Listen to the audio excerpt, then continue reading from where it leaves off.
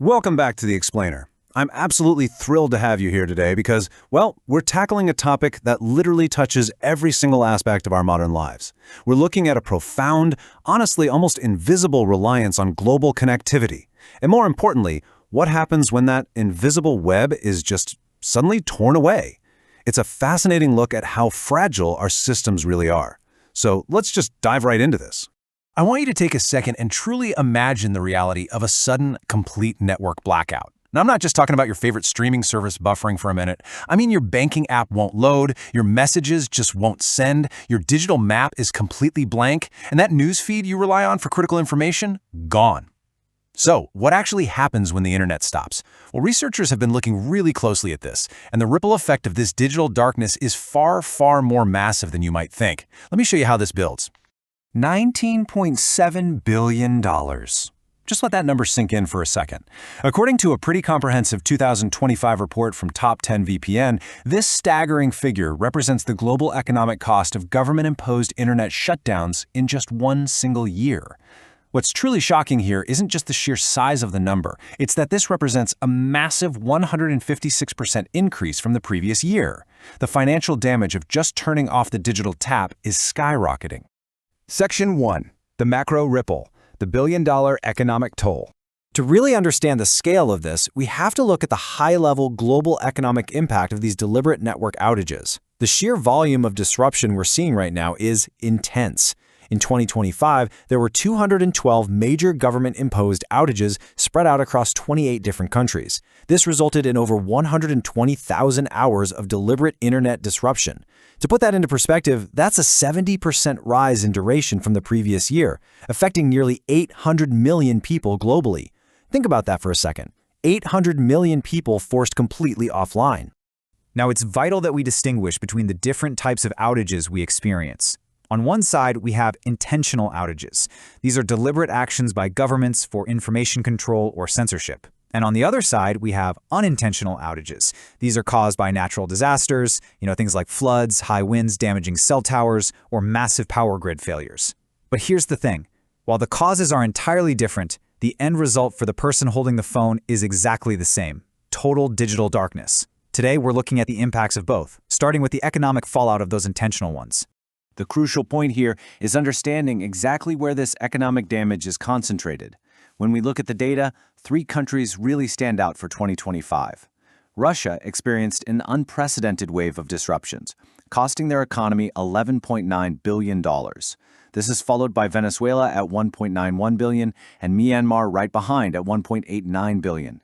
These numbers alone paint an incredibly vivid, staggering picture of the financial toll these shutdowns take on a nation's economy. And it's not always the entire internet being shut down. Specific platforms are highly targeted. X, which was formerly Twitter, topped the list with over 18,000 hours blocked. Telegram followed with nearly 17,000 hours. But what really stands out here is the rising censorship of short-form video apps. TikTok was blocked for over 14,600 hours globally. That is almost twice as many hours as WhatsApp and Facebook combined for the year. It really illustrates how quickly these specific platforms are becoming primary targets for information control. Section 2. The micro ripple, the psychological impact. Okay, economics is only half the story, right? We need to shift our focus from the macro-level billions of dollars to the actual individual human toll. To understand how real people experience this sudden disconnection, we can look at a fascinating qualitative psychological study published in the International Journal of Indian Psychology. Authored by Archana Kumari, this research interviewed 20 users from incredibly diverse backgrounds, students, housewives, professionals, during a regional internet shutdown in the Landa district, India. They wanted to see exactly how these people coped. Basically, how does it really feel when the screen just goes dark? The data becomes very, very real when you hear the first-hand accounts.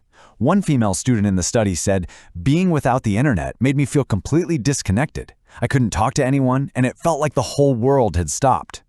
This beautifully, or perhaps tragically, humanizes the data we just looked at.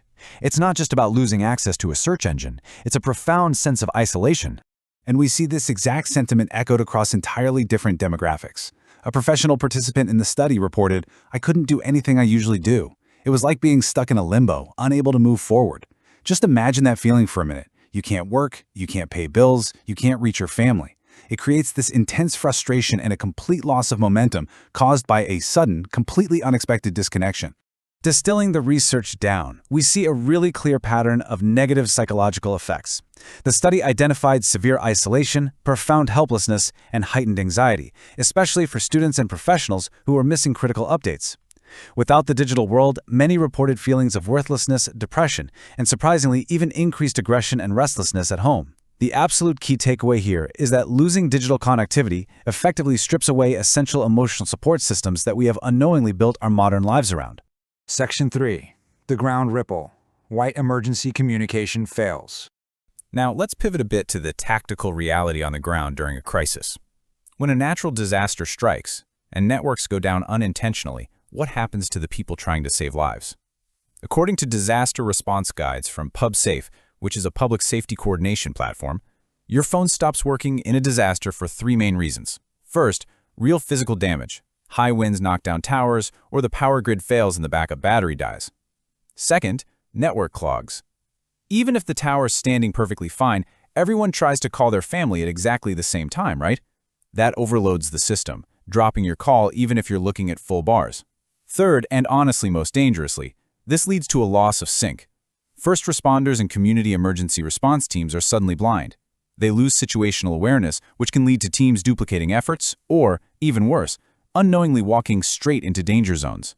So how do we fix this blind spot? One absolutely brilliant solution is the mesh network.